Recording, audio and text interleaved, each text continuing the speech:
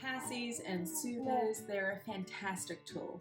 Often newborns love to use them to regulate, however we ultimately always want to be the main source of regulation. So the reason why newborns and babies often really like Pacis is that the vagus nerve starts at the front of the mouth, so that sucking reflex is activated. It goes from being at the front of the mouth to the back of the mouth, and it goes from the mouth right down the body through to the pelvic floor. So it's the most major nerve, and this is why it can be so calming.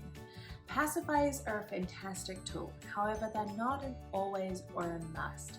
Some kids are going to love them and other kids are not going to use them at all. So what we want to do is actually introduce it as a way to calm, so a part of a set of tools. We want to make sure that we are their primary connection, and using it to get them from being really worked up to calming down, and then not always referring to that as the first source of comfort. You'll know it's time to wean or completely remove the Paci when it starts to disrupt sleep. So what does disrupting sleep looks like? This could be that your baby only naps for a certain period of time and you need to replace the Paci. Maybe they are falling asleep with a soother and they can't fall asleep any other way. Or you need to wake up at night and put it back in. I've had lots of clients where they have like 10 to 12 soothers spread around the crib. However, they have to fully wake up to reactivate that sucking reflex. So when they are asleep, they're doing a full body internal and external check, and they're like, something is not the same as when I fell asleep. There's something not in my mouth. This doesn't feel right. I need to get back to sleep.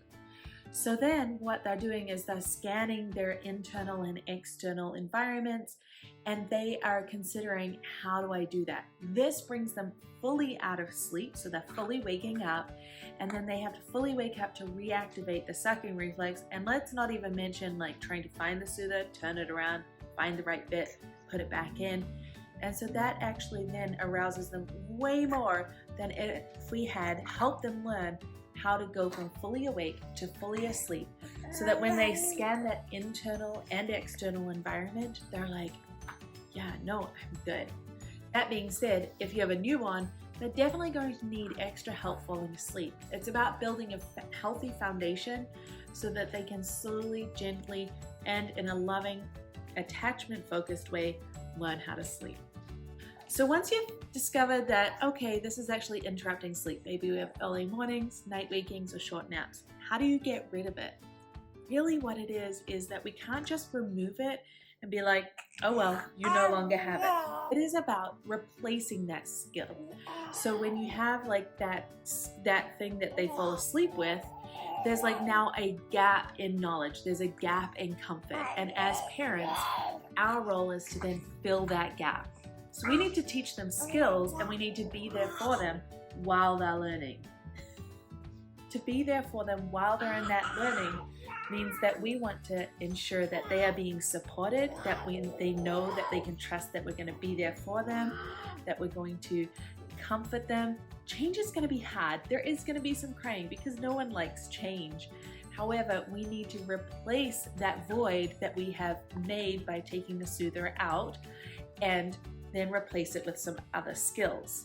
I will say the hard thing is between 4 to 6 months, you can kind of have it where the soother is sometimes, although often after 6 months, they become black or white. They either need the soother or they don't.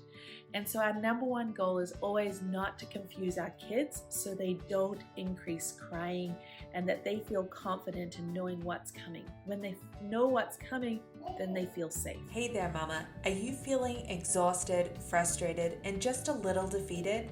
I hear you, and I've been there, and thankfully, I can help. Let's teach your baby to sleep. I'm talking 10 to 12 hours of sleep each night. Little Wink's Sleep Baby program uses a science-based, gentle, parent-present approach that fosters healthy attachment while teaching independent sleep skills. We don't believe in letting your baby cry it out. This program includes everything you need, such as our insider strategies, both on night sleep and naps, as well as extras like our monthly live Q&A.